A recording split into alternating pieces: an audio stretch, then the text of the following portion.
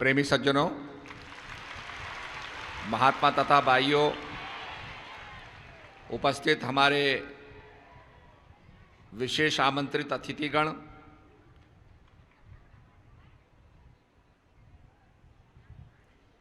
ये कार्यक्रम वैसे तो ऋषिकुल में होना था, जिसकी काफ़ी तैयारियां हम लोगों ने कर रखी थी, पर आज इस कार्यक्रम को हम लोग अपने गोवर्धन हॉल में कर रहे हैं, जिसका निर्माण जगत जननी माता जी ने कराया। मुझे वो समय याद आया जब यहाँ पर हम लोग तंबू लगाते थे, बारिश होती थी, इंद्र महाराज दर्शन देने आते थे और कार्यक्रम जो है व्याधित हो जाता था। लोगों ने आग्रह किया कि माताजी एक गोवर्धन हॉल होना चाहिए, जैसे श्री कृष्ण महाराज ने गोवर्धन को उठा करके इंद्र महाराज को परास्त किया, तो निश्चित रूप में जो सेवा और समर्पण के साथ हमें काम करना चाहिए। हम लोग बड़े बड़े पंडाल लगाते थे और ये सोच करके कि कार्यक्रम तो हो ही जाएगा, तो मैंने एक दफे पर कहा कि भाई तुम्हें पूरी मेहनत करनी चाहिए, और तब लोग वाटरप्रूफ करने लगे। उसके बाद ये कार्यक्रम होना था, परंतु हमारी जो मेहनत और परिश्रम हमें करना है, तो ये कार्यक्रम बदलने के बाद भी आज आपके सामने यहां पर हो रहा है। थोड़ी कठिनाई लोगों को होगी, बैठने वालों को होगी, और अगर हमारी भावना, हमारा प्रेम, सद्भाव बना रहे, तो विकट से विकट परिस्थिति में भी हम लोग प्रेम का अनुभव करेंगे, एकता का अनुभव करेंगे, सद्भाव का अनुभव करेंगे और हमारा कार्यक्रम सफल होगा।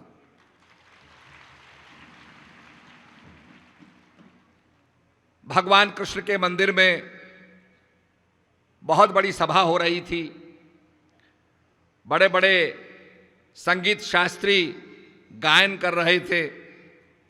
मीराबाई से भी आग्रह किया गया। मीराबाई ने बहुत सुंदर भगवान भजन के सामने गा करके सुनाया। उसी सभा में तानसेन के गुरु हरिदास जी भी विराजमान थे। मीराबाई का भजन सुनने के बाद वो कहने लगे, मीराबाई तुमने राग में नहीं गाया, स्वर में नहीं गाया। तो मीराबाई कहने लगी, राग तो मनुष्यों के लिए होता है, मेरे प्रभु के लिए तो अनुराग होता है, राग नहीं होता। तो यहां राग नहीं अनुराग देखा जाता है। यहां पर प्रेम देखा जाता है कि हम चाहे नीचे बैठ करके भी, विकट से विकट परिस्थिति में बैठ करके भी, और हम आनंद लें। मुझे वो समय विवेकानंद का याद आता है, जब भारत को यह माना जाता था कि भारत अनपढ़ देश है, गरीब देश है, यहाँ के लोग विद्वान नहीं हैं, और विवेकानंद चिकागो के सम्मेलन में सम्मिलित होने के लिए जाते हैं। उन्होंने जो रास्ता चुना वो पैसिफिक ओशन से था, और आपको पता है कि वॉशिंगटन से सैन फ्रांसिस्को जो सड़क बनाई गई, वो इसलिए बनाई गई कि that was the passage to India, भारत के जाने का मार्ग। अमेरिकन्स ने कहा कि अगर हम अटलांटिक से आएंगे तो ब्रिटेन हमें रोकेगा, हमें व्यापार नहीं करने देगा भारत के साथ, तो हमें पैसिफिक से व्यापार करना होगा और ये सड़क हमें बनानी होगी। तो जो सड़क वॉशिंगटन से सैन फ्रांसिस्को बनाई गई, उसी द्वार से विवेकानंद अमेरिका में प्रवेश करते हैं और चिकागो के सम्मेलन के अंदर जब उन्होंने my dear brothers and sister of America कहा तो सारा जन समुदाय खड़ा हो गया, करतल ध्वनि से लोग उनका स्वागत करने लगे। और तब वहां के समाचार पत्र लिखते हैं कि विवेकानंद के पास वो ज्ञान है कि उसकी एक बूंद भी हमें प्राप्त हो जाए तो हम अपने आप को धन्य मानेंगे। विवेकानंद ने विराटता की बात करी। विवेकानंद ने कहा, आई कम फ्रॉम इंडिया, जिस देश के अंदर सब धर्म का सम्मान किया जाता है और उसका जो आधार है, धर्म का जो आधार है, जो अध्यात्म है, स्पिरिचुअल एक्सपीरियंस है, उसकी चर्चा की जाती है। जब आदमी को स्पिरिचुअल एक्सपीरियंस मिल जाता है तो वह इंपेरिकल को समझ लेता है, एसेंस को समझ लेता है।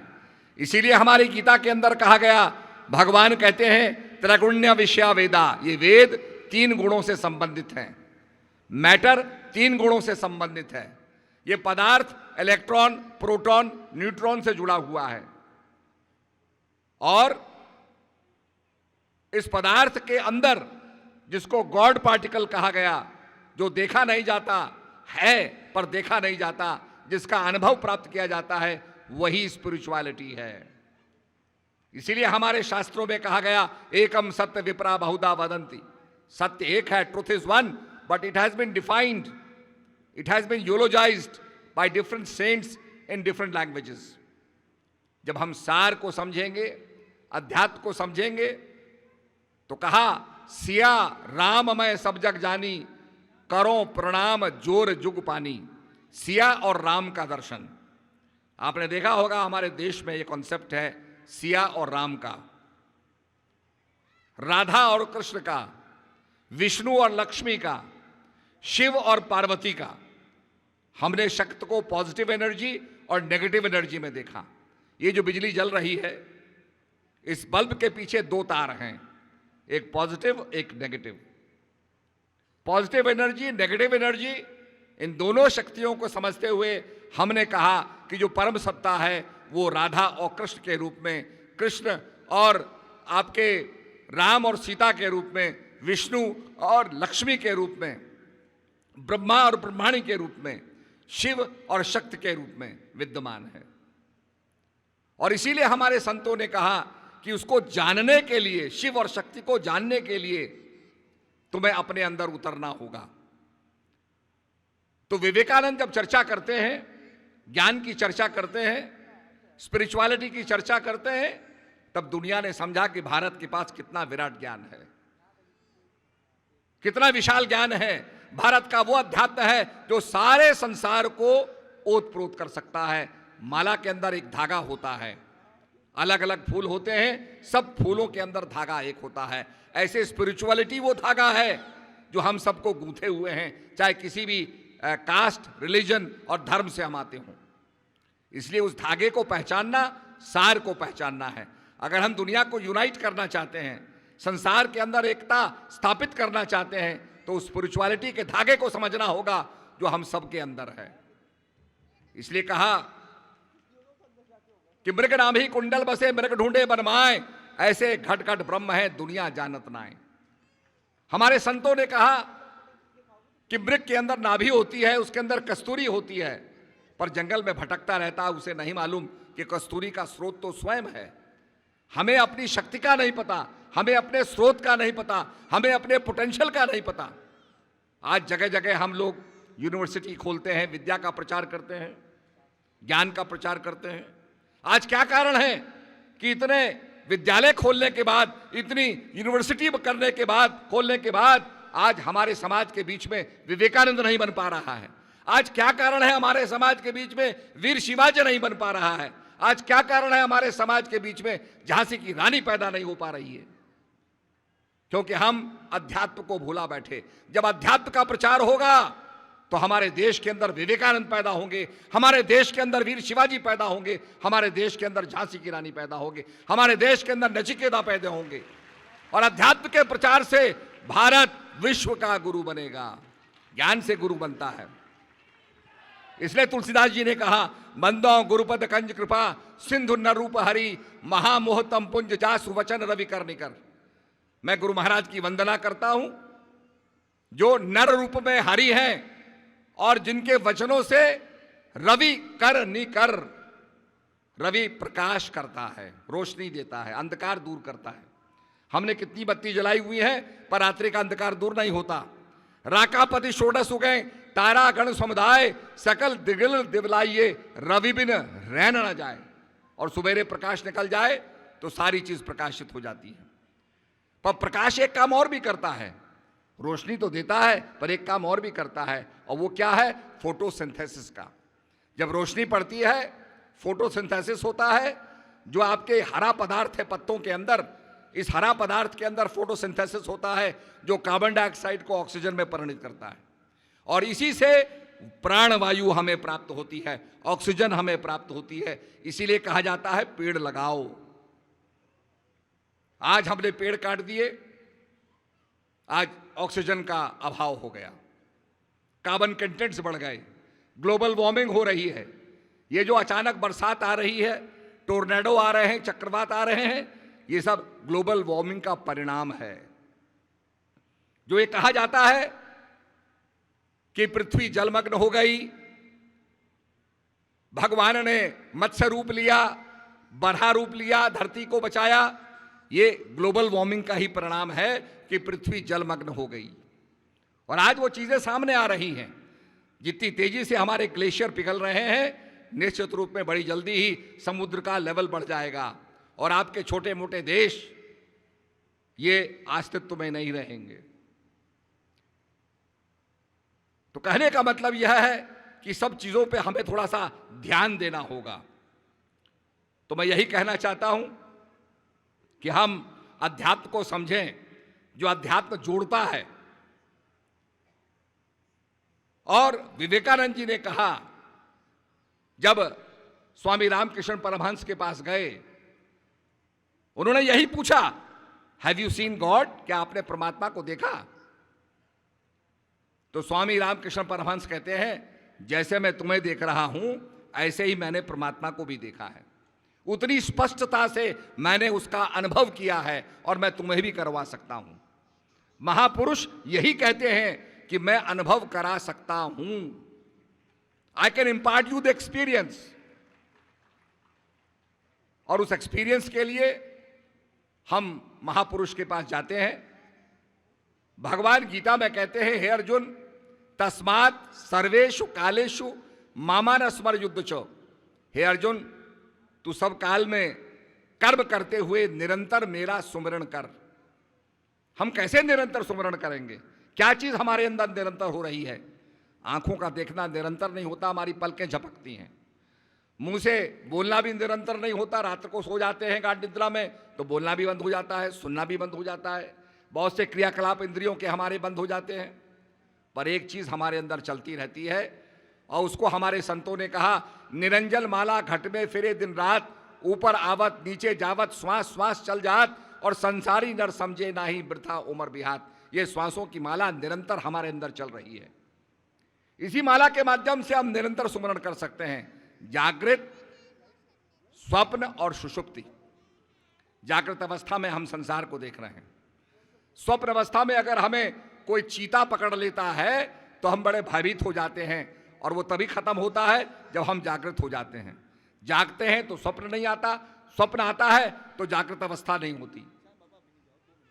इसलिए सज्जनों, हमें समझना होगा कि वो जागृत अवस्था क्या है। अष्टावक्र जनक के पास जाते हैं, जनक यही पूछते हैं, ज्ञान के बारे में पूछते हैं, और अष्टावक्र देख करके हंसने लगते हैं। अष्टावक्र ने कहा, मैं समझता था कि ये सभा तो ज्ञानियों की सभा है, पर आप तो मुझे सबसे बड़े अज्ञानी लगे। आप टेढ़े मेढ़े शरीर को देख करके आपने ज्ञान को भी टेढ़ा मेढ़ा समझा, और इसी प्रकार से आप हमारे शरीर को देख करके आप मुस्कुरा रहे हैं, हंस रहे हैं। मेरा शरीर टेढ़ा मेढ़ा हो सकता है, मेरा ज्ञान टेढ़ा मेढ़ा नहीं है, मेरा अध्यात्म टेढ़ा मेढ़ा नहीं है, मेरी आत्मा टेढ़ी मेढ़ी नहीं है। जब ये विचार व्यक्त किए तो निश्चित रूप में राजा जनक की आंखें खुली, और उन्होंने यही पूछा कि सत्य क्या है, व्हाट इज ट्रूथ। तो निश्चित रूप में राजा जनक को अष्टावक्र जी सत्य क्या है इसका बोध कराते हैं।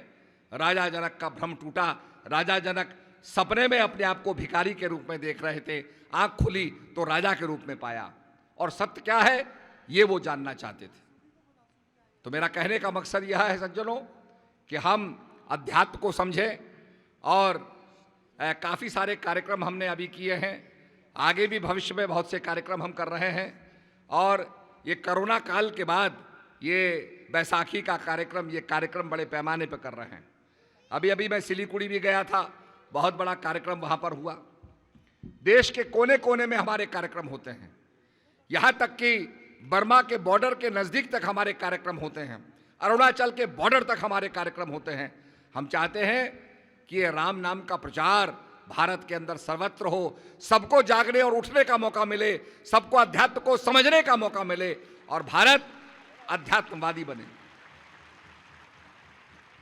हमारे उत्तराखंड से गंगा बहती है, कई नदियां हिमालय में बह करके और समुद्र में मिलना चाहती थी, अपना अपना रास्ता अपनाया पर समुद्र तक नहीं पहुंच सकी, रास्ते में विलोप हो गई। सबने कहा कैसे पहुंचेंगे हम समुद्र, तो सबने योजना बनाई कि मिल के चलेंगे। तो आपको पता है भिलंगना चली, अलकनंदा से मिलती है, आपके धौली चली, सरस्वती नदी चली तो अलकनंदा से मिलती है, पिंडर चली तो वो अलकनंदा से मिलती है, मंदाकिनी अलकनंदा से मिली। इस प्रकार से सारी नदियां जब मिलकर के देवप्रयाग पहुंचती हैं तो वहां से गंगा प्रभावित होने लगती है और समुद्र तक पहुंच जाती है। ए भारतवासियों, हम सब मिलकर चलेंगे तो अपने लक्ष्य को प्राप्त करेंगे, अपने देश को विश्वगुरु बनाएंगे। यहां पर एकता की बात, मिलकर के चलने की बात हमें करनी है। तो इसलिए मैं कहना चाहूंगा, बहुत से काम हमने किए हैं, बहुत से काम हमने करने हैं।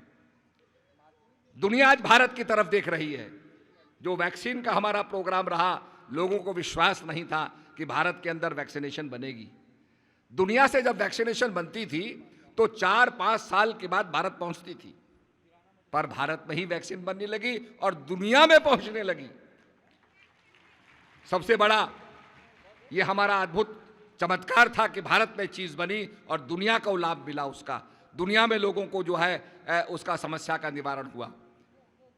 तो मैं ये कहना चाहूंगा कि निश्चित रूप में अपने जीवन के अंदर समग्रता से, सद्भाव से, सर्वे भवन्तु सुखिनः सर्वे सन्तु निरामय।